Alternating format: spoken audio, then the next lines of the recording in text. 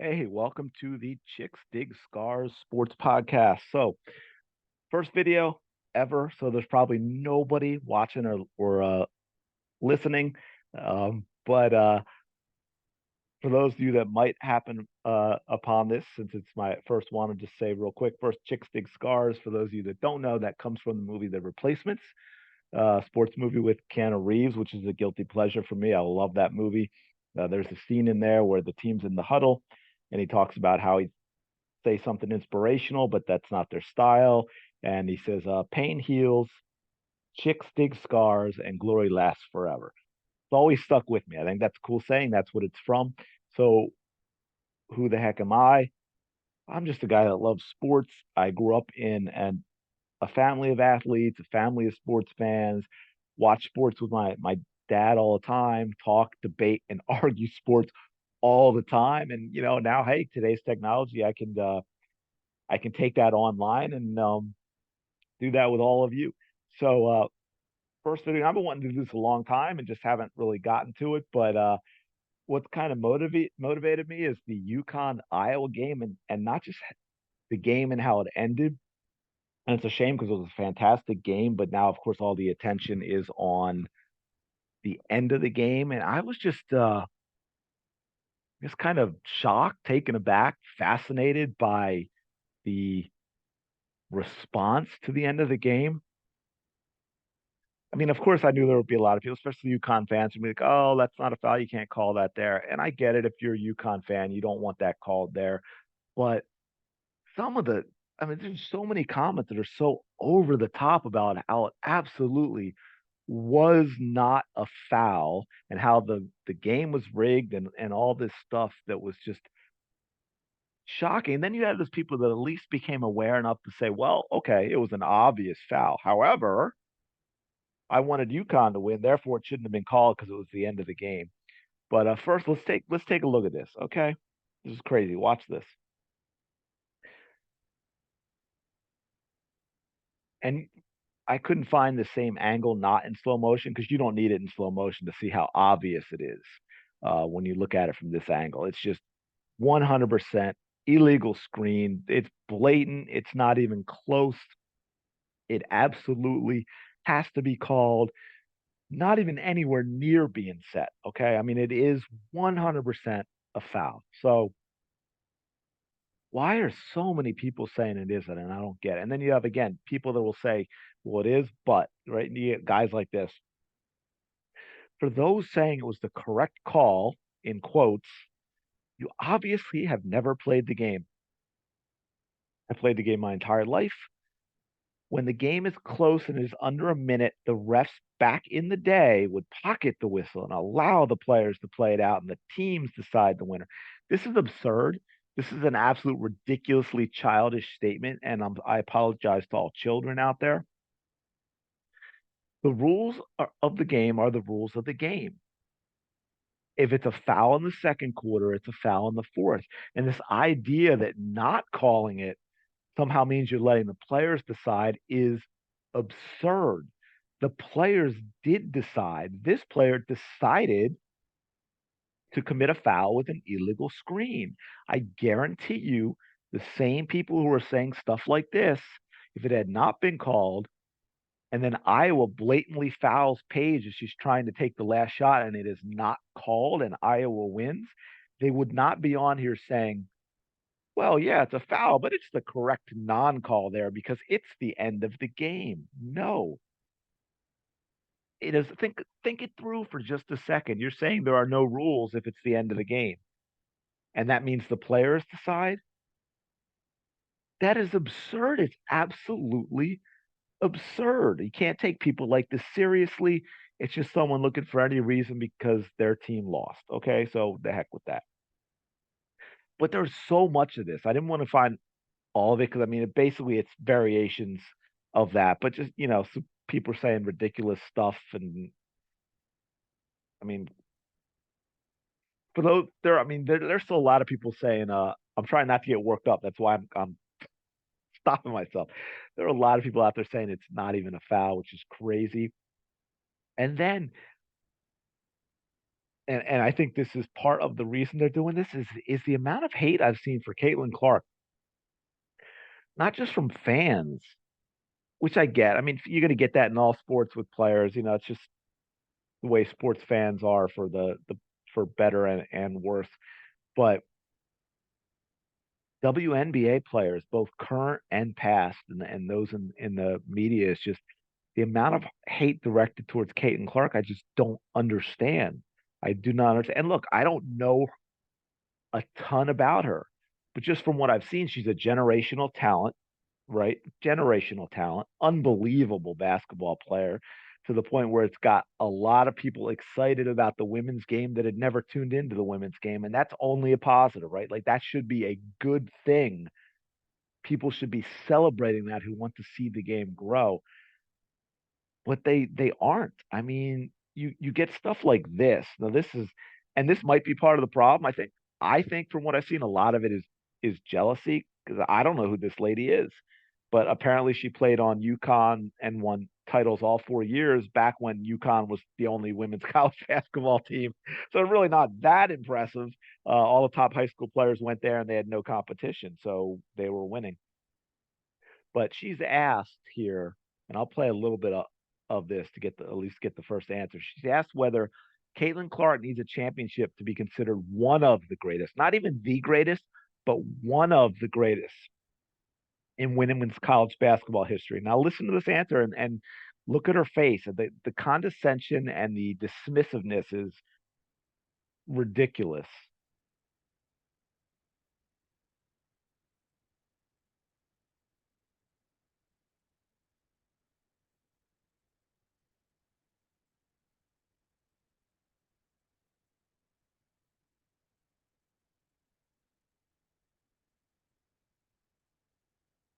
Ridiculous answer by a clown. Sorry, Brianna, you're a clown. Okay. Oh, just off the top of my head, people, Pistol Pete Maravich, Larry Bird, Tim Duncan, none of them won a championship in college. None of them won a championship in college. Is anybody, without lying, going to say they were not three great college basketball players? Right? That is ridiculous. Why say something so utterly absurd? Utterly absurd. I just don't get it. Okay. And then you've got this. And first, by the way, ex UConn player. Both of these are ex UConn players. Great job by ESPN bringing on their quote unquote objective analysts for the UConn game, all from UConn. Now they're both asked whether they would take Caitlin or Paige as if they were drafted for the WNBA. Sue Bird shows a tiny bit of intelligence in her comment by saying Caitlin, even though her because she knows that's the correct answer. And but she explains it away by, oh well, you have to because of the like she uses non-basketball stuff. She talks about how it'll put people in the seats and the fans and all that stuff. But as a player, she'd take Paige. Like she slips that in at the very end, and then I don't know if anything. I mean, here the body language, the dismissiveness in Tarasi's answer in this, like it just is a really turn on. Now remember, she's on here as an analyst, and listen to her response.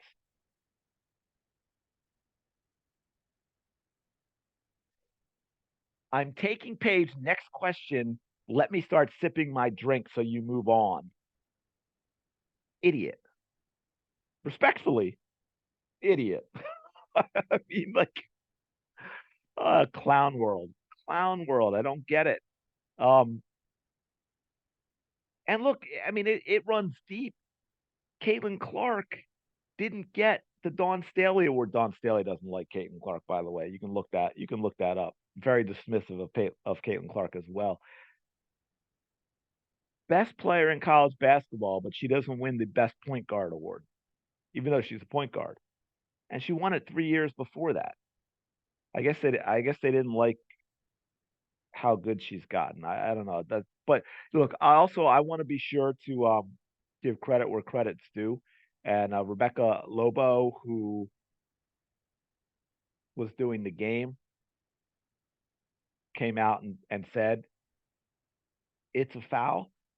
And look, I agree with her what she also says too. Look, you want to see it end with a defensive stop, a missed shot, a basket. I get it. We all no one wants to see a game end on a call like that, but that doesn't mean we have to be in denial about it and have to throw out so much hate, which I'll get to. Um, it's just it's unfortunate the game came down to an off the ball foul call. But if you had that foul call at any other point in the game, you wouldn't give it a second thought. You would not question it at all. I understand why people are because of the timing of it. But Jay, this who she's talking to, this is 100% by the rules of basketball is an illegal screen. It's a foul. Kudos to Rebecca Lobo for going against what's being said about that play. So lots of props to her for explain and I love her total explanation because she says what all rational people who are just fans of the game are thinking. Yeah, I don't want to see it end that way, but it was the right call. Um, and to that point, right? We have this. I don't know if I can play a lot of this or not. I don't know what this is from, but Gabby Marshall, who's just the player, she she shut down all of her. So I probably won't play it because it's almost a minute long. But you in the sound of her voice, if you go find this, you can kind of hear the quiver. I think she's holding back tears because she was getting let's just say she's getting a lot of hate to the point where she deleted her social media and doesn't want to look at it. And she didn't even make the call, right? She's just a player trying to fight through the screen. And I wanted to give out one more thing that I thought was a crazy to bolster my point about the media and the WNBA and their players and ex players. That is just fascinating. Apparently, and I think you can go look this up. I believe it's a Gilbert Arenas podcast, but this was done when either right I don't know if it was after, but it was right around the time Caitlin Clark was going to break the all-time scoring record, and Cheryl Swoops was on a Gilbert Arena podcast. And if you go check it out again, you'll catch the dismissiveness of Caitlin Clark in her voice. Um, she completely dismissed her. She's a liar. I mean, you can go check this out. Cheryl Swoop said Caitlin Clark only broke the scoring record, and she went into this whole the COVID year nonsense, but only broke the scoring record because she played 5 years. She's 25 years old, therefore, she's playing 20 years old, and she's played longer, and she should be better. And she takes 40 shots a game. Okay, right? 5 years, 25 years old, 40 shots a game. Caitlin Clark has played 4 years. She broke the record in fewer games played. She's 22 years old, and she takes about 20 shots per game. And of course, Gilbert, you think he pushed back? No, at all. He goes, "Oh, and sadly, and the record won't be broken because of all that."